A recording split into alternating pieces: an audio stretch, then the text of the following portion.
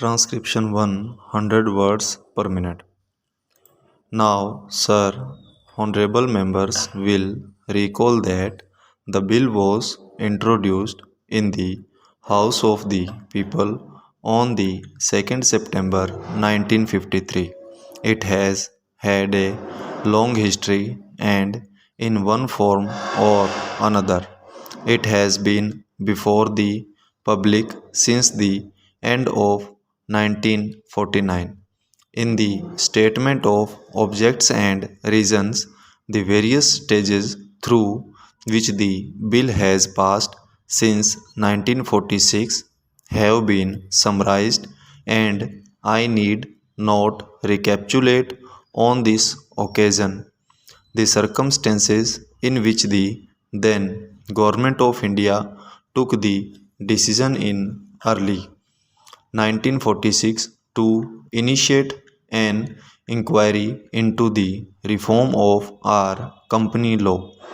I would remind honorable members that between 1946 and 1948, the entire field of company law was carefully reviewed by two distinguished company lawyers who were appointed to recommend the broad lines on which the present act should be revised.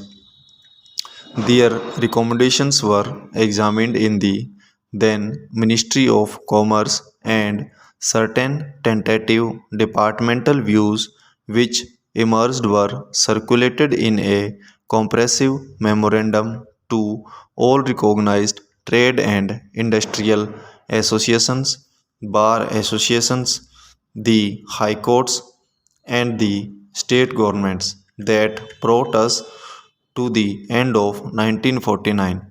Many representations on this memorandum were duly received from chambers of commerce, trade and industrial associations, state governments, and the general public. At the end of 1950, the Government of India appointed a committee under the chairmanship of Shri Bhabha to go into the entire question of the revision of the Companies Act with particular reference to its bearing on the development of trade and industry in this country. This committee examined a large number of witnesses in many parts of the country and submitted its report in March 1952.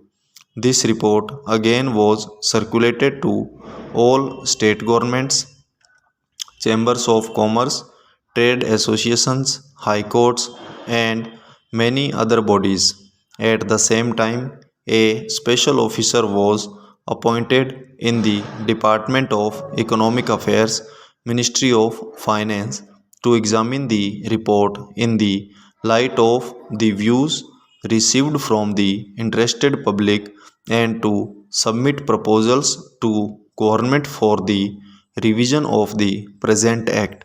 The bill now before the House is based largely on the recommendations of the Company Law Committee modified in a few particulars.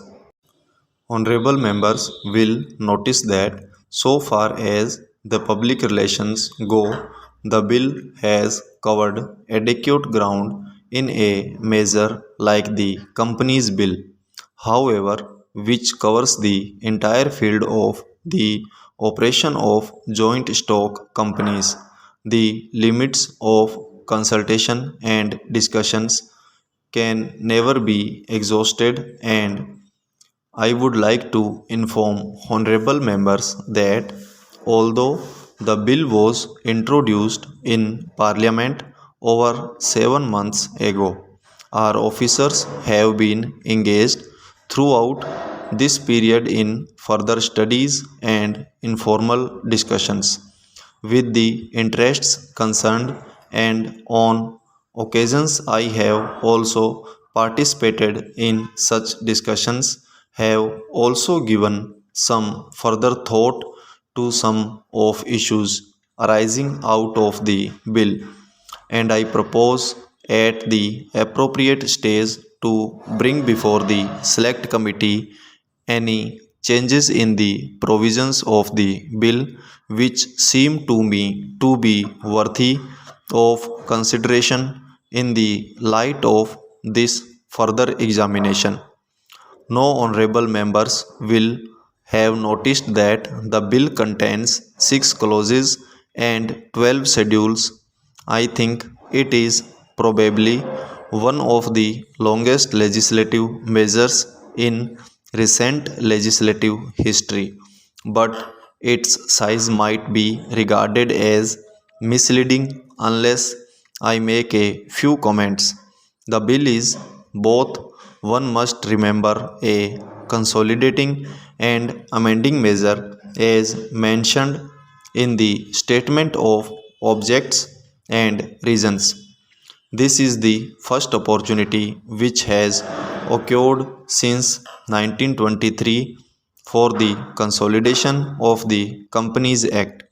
Advantage has been taken of this opportunity to redraft several long and complicated sections in the present Act, which have been split up into a large number of clauses. This is the largest single factor accountable for the increase in the number of clauses in the bill. New clauses embodying substantial changes in the present law would hardly constitute more than a small fraction of the bill. I would also draw attention to the structural changes in the bill to which a reference has been made in the statement of objects and reasons.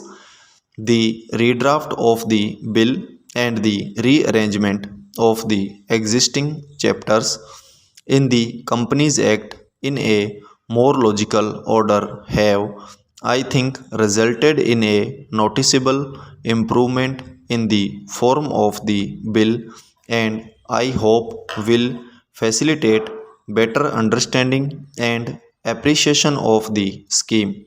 I wish that the act which came into effect long ago was implemented properly.